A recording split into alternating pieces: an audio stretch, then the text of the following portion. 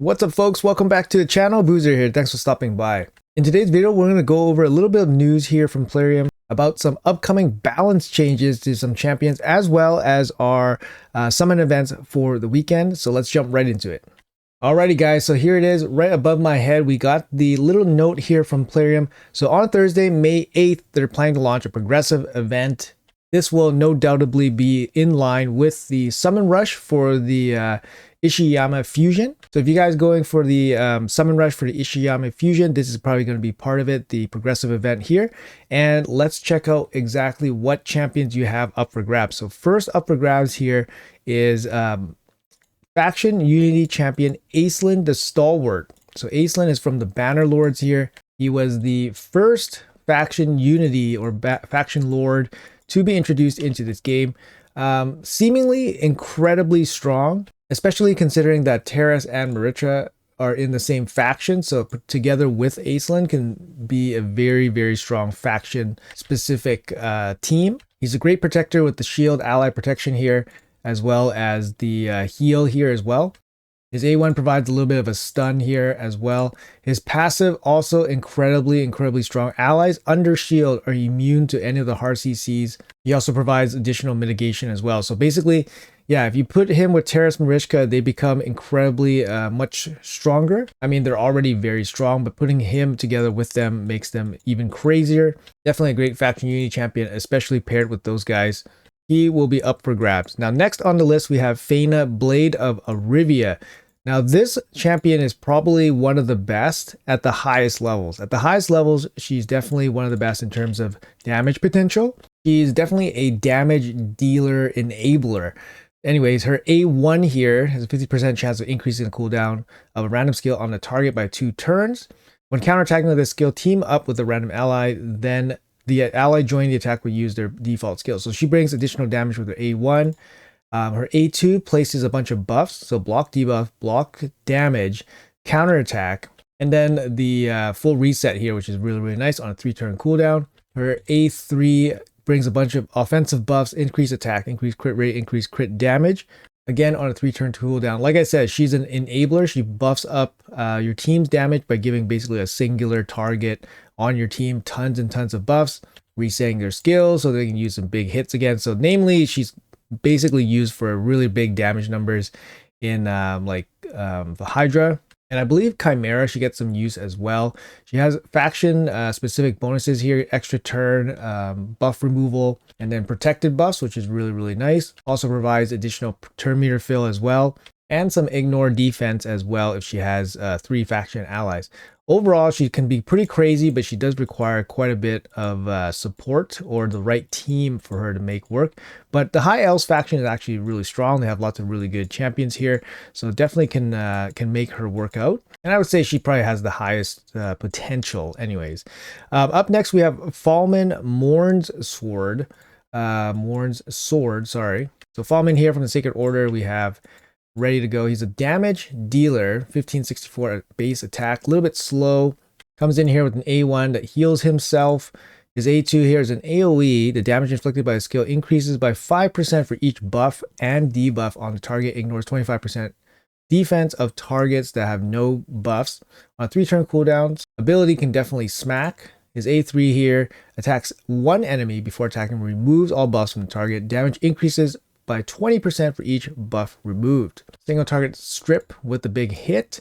In terms of ally bonuses, the strip becomes a steal, which is infinitely stronger, and then it cannot be resisted with 1 ally. 2 allies, the damage inflicted by the skill increases by 20% for each turn taken by an ally or enemy before this champion's turn.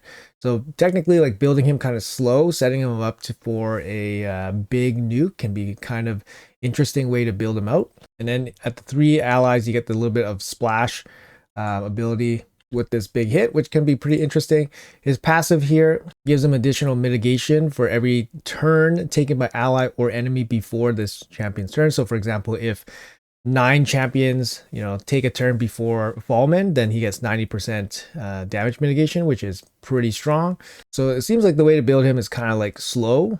Some really nice bonuses here. Revive on death if the your ally HP drops below 50%. Also has a turn meter fill. And then lastly, it gives your team immunity to turn meter effects, cooldown increasing effects, which is really, really strong. I mean, Sacred Order, the thing with Sacred Order is like the faction, for Arena at least, it's not crazy strong. You got some good guys in here, but not necessarily the craziest for Arena.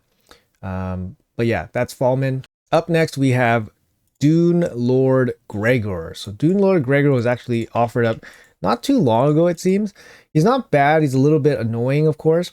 He brings a lot of control in his kit. His A1 has a provoke. His A2 here has a decreased duration of all enemy buffs and increased duration of all ally buffs. Then places a shield, a little bit of support. His A3, increased attack, increased accuracy. Reduces cooldown by 1 turn, has turn meter fill, and instant activates instant turn on the highest crit damage champion on your team. I mean, yeah, this can be pretty strong, right? If you have the proper team to make this work out with the instant turn. This other passive here, when attacked, has 20% chance of placing provoke. A little bit more control there. For 1 ally bonus, you get 25% more damage against enemies under hard CC. The allies also ignore 50% of the target's resistance when applying the hard CC, so your accuracy doesn't need to be so high. And then with 3 faction allies, when counterattacking instant effects and debuffs placed by ally skills cannot be blocked or resisted. So a little bit of extra help for your team. So he just brings a ton of support. In terms of overall strength, he's not like crazy strong, especially compared to the other ones that are on this list, like Aislinn or Faina, but he's definitely useful as a support. And Barbarian's a great faction as well. There's lots of champions that can work well with him. But those are the non-voids, so they're going to be the faction unity champions. Up next, we have the void champions here. So first off, we have Cardial. Cardial, very, very strong champion here. Was released, obviously a couple of years ago. Yeah, great champion, speed in all battles. Got an A1 team heal. He's got an A3, very strong cleanse here with the revive on death, block debuffs, protected revive on death, by the way, on a 3-turn cooldown. So this was the gold standard back in the day. Nowadays, it's just kind of like the standard. But yeah, he's still very strong. And then his ally attack, still one of the best. Crit rate, crit damage, full team attack. And if you kill somebody, you get this reduced by 1 turn. So still very strong. His passive here gives him a little bit of extra damage where he comes in and ally attacks. Also means that he team heals everybody, which is pretty cool. And also land fear with his A1 against some of these scary looking factions. Overall, still a pretty good champ. Can, make some stuff work for like Chimera, for example. He brings a cleanse, block revive with the revive on death. And then obviously the crit damage, crit rate buffs can definitely help there. But overall, just a general carry. He's a great champion. Up next for the Voids, we have one of the best damage dealers in the game, at least for the non-mythical kind. We did mention him a little bit earlier in the video, but we have Teras up for grabs during the progressive event. I mean, he's an HP-based damage dealer. He hits like a super truck with his AoE. Even his A2 hits super hard, especially if you get the double damage here when the attack is equal or higher than this champion. So make sure you build your Teras with less attack. If you have Marichka on the team, he becomes absolutely insane. Keeping this ability constantly coming in is just nuts. He gets 35% from books, which is very insane to see as well.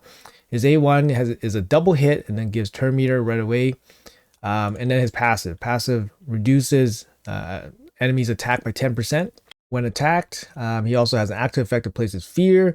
This can be a good and bad thing, of course. It's very annoying when he places fear, but it's also very annoying if he sheeps himself at the start of the round. So there's, good and bad about that. But yeah, his other passive here basically reduces incoming damage by 50%. It's just kind of like, huh? How did this champion get this? It's just kind of insane. But yeah, this is one of the best things about him, where he keeps himself alive from a lot of incoming damage. Good base stats overall, a little bit slow at 97 speed, but yeah, he is an absolute unit, especially in the arena. I guess anywhere he's actually really strong, but he will be up for grabs. And lastly, for the Void champions, we have Turval. So Turval, one of the hardest smacking non-defense ignore champions. So he self-buffs himself, gets an extra turn, and it comes in here with Juggernaut, which is a ginormous hit on a 3-turn cooldown and all that. That's about it for Turbo. I mean, he just hits hard. He has a good self buff on himself, but he needs the right team for him to do really good. He can perform pretty well in Hydra as well. Clan Boss, obviously. I used to push with Turbo in Platinum Arena, but this was before Mythical started taking over. So he definitely had a place. He was a free guaranteed void champion at one point a couple years ago. But definitely don't see him get played too often anymore. But you never know when he might come back. So he will be up for grabs as well this Thursday. All right, guys, let's quickly talk about the balance changes coming for this month. We first have Norog here. He's actually a very, very old champion, and he was very much called for a buff a long time ago. His kit has heavily been power crept for a long time. Let's go over his kit here real quick. So first of all, his A1 previously, or currently actually in game, is so dang bad. It's a 40% chance of placing block active skills just by itself. It will get updated. So the 40% chance for the block active skills will become 80%, and it's going to book out to 100%, which is very, very nice. Now he at least has a 100% chance of placing block active skills, which could be useful in a lot of different settings now. And he also gets a straight boost here with the decreased duration of all enemy buffs on the target by 1 turn. Now that can be pretty strong, right? It's only a 75% chance when fully booked of happening, but this is a direct buff to his A1, which is really, really nice to see. His A2 Ice Pillar, again, horrible skill, is a 3-turn block buff AoE. Like, we have Ugo, which is a decreased defense with the block buff on a 3-turn. They now buff Norog to basically have the same ability, block buff and decreased defense, similar to Ugo. It's a little bit better because it's not, conditional like Ugo. Ugo is a very small condition where the percentage to land the block buffs is kind of dependent on how many enemies she hits. So in this case, Norog has a slightly better AoE block buffs. So this makes him, more viable in lots of different areas. For example, Hydra and stuff like that. He brings decreased defense now. It's on a 3-turn. It's very usable. His passive also gets a bit of an update. So previously, he was only immune to stun, freeze, and sleep. Well, there's tons of different hard CCs. Now he's actually just immune to all hard CCs. So they included fear, provoke, petrification, and sheep. So that's all good, right? That's good stuff. He still maintains his team damage mitigation, which is good. So this, I see him being way more viable, right? Him being immune to fear makes him useful against the Head of Torment for Hydra, for example. He brings team-wide mitigation from his passive, so it makes your team have more durability. And now he brings AoE block buffs and decreased defense. I think this works out very, very well for him. His A1 not particularly useful in Hydra, for example, but you can decrease the duration of all buffs. So for example, if you miss the block buff, you can have that A1 potentially save you in that kind of situation. But overall, I think a good rebalance, not crazy. It's not going to make him crazy or anything, but it's definitely a good solid one for a champion that needs it. And then up next we have the update to Galleus here, the mythical chicken. So a lot of people saw this kind of coming because somebody on Facebook, I think the community manager on Facebook, kind of leaked it a couple of weeks ago, saying that Galleus was going to be in the pipeline for a buff. So yeah, he gets a buff here. It looks really solid on first look. So his A1 doesn't change on his base form. His A2 here will now have his damage multipliers increase. That's good. I mean, having champions with damage multipliers increase is just one of the easier ways to make them more viable, especially damage dealers. So that's his A2. So with the new A3, it's going to provide an extra turn now, effectively reducing the cooldown of this ability. So that can be really, really good. His passive now also heals this champion by 50% of the damage received, making him a little bit more durable. I think his alternate form gets more of a boost here, and I think it's going to make him much more relevant. So his alternate form, his A1, again, remains unchanged. His A2 now has an irresistible decreased defense, so that's really good. You don't have to build him out with accuracy anymore. The damage multipliers on this also increased, which is, again, really good to see. His A3, this is a big update, and I think will make a big difference for him. His ignore defense of 20% gets added here if they have no buffs. It also ignores block damage buffs. You still maintain the original 15% damage increase for each buff. So now he can hit if they have buffs or no buffs, making him much more viable and consistent. The damage multiplier also is increased on his A3 as well. With damage dealers, a lot of it just comes down to how hard they can hit. So hopefully this ability can hit pretty hard. And then lastly, his passive actually gets a little bit of a rework here, actually a total rework pretty much. He now becomes immune to hard CC, including sheep. So that's very, very important.